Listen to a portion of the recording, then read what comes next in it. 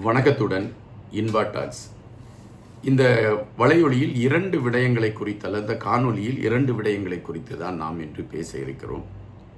ஒன்று, உயிர்த்த ஞாயிறு தாக்குதலை மையப்படுத்தி விசாரணைகள் தீவிரம் கொள்ள தொடங்கி இருக்கிறது என்றும், தற்பொழுது வந்திருக்கக்கூடிய செய்திகளில் சாராம்சங்களை வைத்து பார்க்கின்ற பொழுது இந்தியாவிலும் இந்த விசாரணை தொடர்வதற்கான வாய்ப்புகள் இருக்கிறது என்றும், முன்னாள் ஜனாதிபதிகளுக்கு விசாரணைக்கான களங்கள் உருவாக்கப்பட்டிருக்கிறது என்றும், அவர்கள் விசாரணைக்கு வர வேண்டும் என்று அவர்களுக்கு செய்தி அனுப்பப்பட்டிருப்பதாக ஒரு செய்தி. இது ஒருபுறம் பேசப்படுகின்ற செய்தியாக இருக்கக்கூடிய அதே வேளையில், ஒரு ஆண் பெண் இருவரும் இணைந்து படிக்கக்கூடிய பள்ளியில் நடைபெற்ற அடிதடி சண்டைகள் பலருடைய மனங்களை வேதனை கொள்ள செய்திருக்கிறது. எதற்காக அந்த சண்டை நடைபெற்றது என்பதை விட, மாணவர்கள் என்ன கலாச்சாரத்தை கையில் எடுத்திருக்கிறார்கள் என்கின்ற கேள்விகள் மனதிற்குள் எழும்புகின்றன. இந்த காணொலியில் அவைகள் சார்ந்த தேடல்களோடு பயணிக்க இருக்கிறோம். எனவே காணொலியை கடைசி வரை பாருங்கள். தற்பொழுது உள்ள சூழலில் உயிர்த்த ஞாயிறு தாக்குதலை மையப்படுத்திய விசாரணைகள் தீவிரம் அடைந்திருக்கின்றன. இந்த உயிர்த்த ஞாயிறு தாக்குதலில் யார் யார் சம்பந்தப்பட்டிருப்பார் என்பதை மையப்படுத்தி அதன் அடிப்படையில் ஒரு விசாரணை களம் உருவாக்கப்பட்டிருக்கிறது. சுரேஷ் சாலே என்கின்ற முன்னாள் இராணுவத்தை சார்ந்த உயர் அதிகாரி கைது செய்யப்பட்டிருக்கக்கூடிய விடயம் கூட ஏறக்குறைய அந்த விசாரணை களத்தில் எடுத்து வைக்கப்பட்டதுதான். அப்பொழுது ஜனாதிபதியாக இருந்தவர்கள், அப்பொழுது பிரதமராக இருந்தவர்கள், அப்பொழுது பாதுகாப்பு செயல்பாடுகளை கையில் எடுத்துக்கொண்டு பயணித்தவர்கள், இவர்கள் அனைவர் மீதும் இப்பொழுது விசாரணை களம் எடுத்து வைக்கப்பட்டிருக்கிறது. அப்படி என்றால் யார் யார் மீது என்கின்ற கேள்வி எழும்பாமல் இல்லை. அப்பொழுது ஜனாதிபதியாக இருந்தவர் மைத்திரி அவர்கள், அவர்களையும் விசாரணைக்கு அழைப்பதற்கான களம் எடுத்து வைக்கப்பட்டிருக்கிறது. பிரதமராக இருந்த ரணில் விக்ரமசிங்கேவையும் விசாரணைக்கு அழைப்பதற்கான ஒரு களம் எடுக்கப்பட்டிருக்கிறது. அந்த சூழலில் பாதுகாப்பு செயலாளராக இருந்த ஹேமாஸ்ரீ பெர்னாண்டோ அவர்கள் மற்றும் முன்னாள் காவல்துறை மா அதிபராக இருந்த புஜித செயசுந்தரா, சிசிர மெனடிஸ்,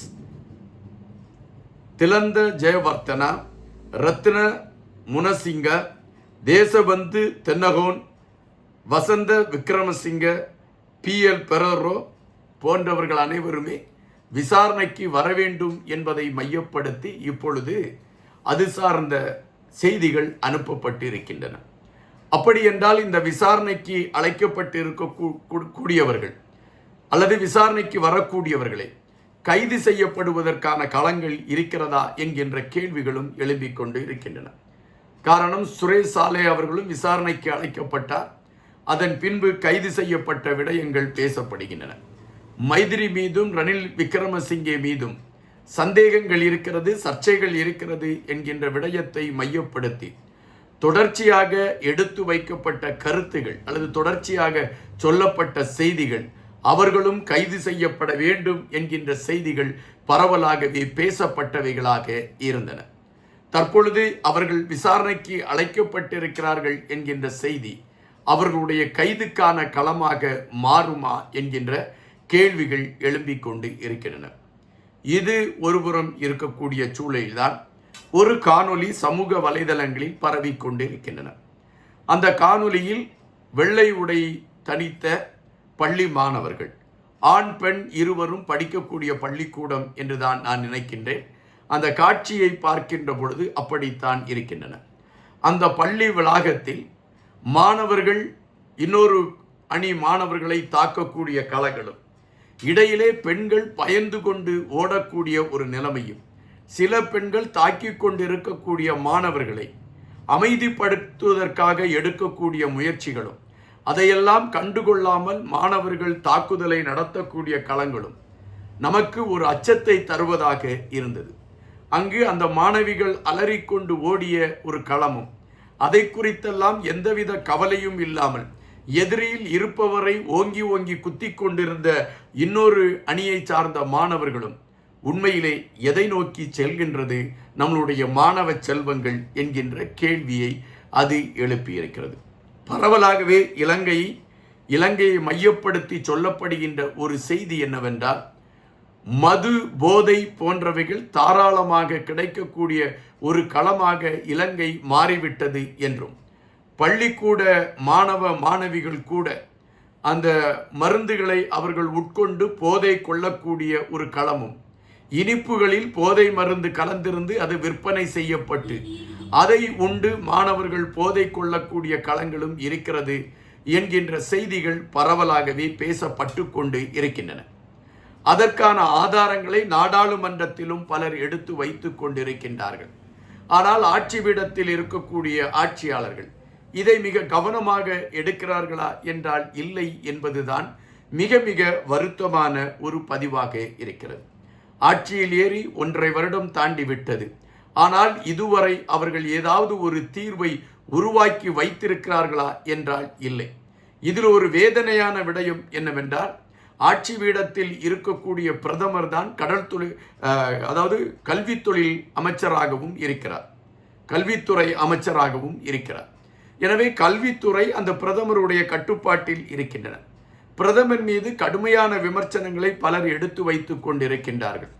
குறிப்பாக ஒரு 4 ஆசிரியர்களும் ஒரு மாணவனுக்கும் இடையே நடந்த தகாத உறவை மையப்படுத்தி எழும்பிய சர்ச்சையான களங்கள் வந்த பொழுது கூட இந்த கல்வித்துறை அமைச்சர் அந்த பதவியிலிருந்து விலக வேண்டும் என்ற கோரிக்கை வலுவடைந்தது. அதுபோலத்தான் புதிய கல்விக் கொள்கையை கொண்டு வந்த பொழுதும் இதுபோன்று கடுமையான விமர்சனங்கள் எழும்பின. தற்பொழுது மாணவர்களுக்கிடையே நடைபெற்று கொண்டிருக்கக்கூடிய அந்த சண்டைகளை பார்க்கின்ற பொழுது கல்வித்துறை அமைச்சகம் செயல்படுகிறதா என்கின்ற கேள்வியை எழுப்புகின்றது. அதுபோல அங்கு ஆசிரியர்கள் மாணவர்களை கட்டுப்படுத்தக்கூடிய திறன் வாய்ந்தவர்களாக இருக்கிறார்களா என்கின்ற கேள்விகளும் எழும்புகின்றன. ஆனால் இப்பொழுது அதை பார்த்து வருத்தம்தான் கொள்ள முடிகின்றது. இதற்கான விடிவு எப்படி அமையும் என்ற ஒரு கேள்விதான் எழும்புகின்றன. பெற்றோர்களை பொறுத்த மட்டில் தங்களுடைய குழந்தைகள் என்ன செய்கிறார்கள் என்பதை குறித்து அவர்கள் தெரிந்திருக்க வேண்டும். குழந்தைகள் பள்ளிக்கு செல்கிறார்கள், ஈவினிங் மாலை வீட்டிற்கு வருவார்கள், அதன் பின்பு விளையாடச் செல்வார்கள். மாலை வந்த பின்பு குழந்தைகளை குறித்து நாம் தேடிக்கொள்ளலாம் என்கின்ற மனநிலையை சற்று தள்ளி வைத்துவிட்டு பள்ளிக்கு செல்லக்கூடிய குழந்தைகள் அங்கு எப்படி இருக்கிறார்கள் என்கின்ற விசாரிப்பை பெற்றோர்கள் எடுக்க வேண்டும்.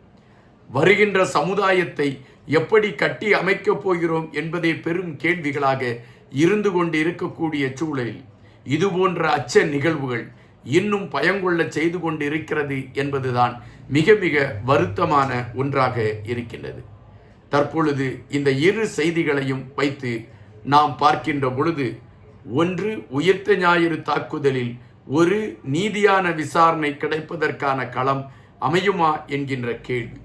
இன்னொன்று, வருங்காலம் இந்த மண்ணில் ஒரு நேர்மையான களத்தில் பயணிப்பதற்கான சூழல் உருவாகுமா என்கின்ற கேள்வி. இவைகள்தான் பிரதானமாக இன்று முன்னெழும்பி இருக்கக்கூடியவைகளாக இருக்கின்றன. நன்றியுடன் இன்பா.